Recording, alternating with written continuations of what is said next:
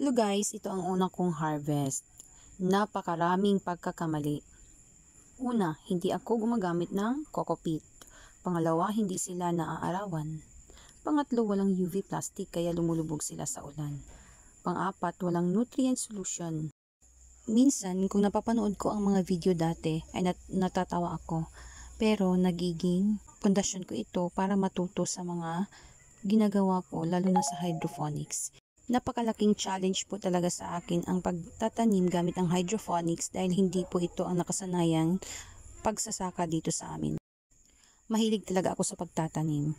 Kaya lamang wala akong lupain o space sa bahay na maaari kong gamitin sa pagtatanim. Kaya nang nakita ko ang hydroponics farming ay na-challenge pa ako.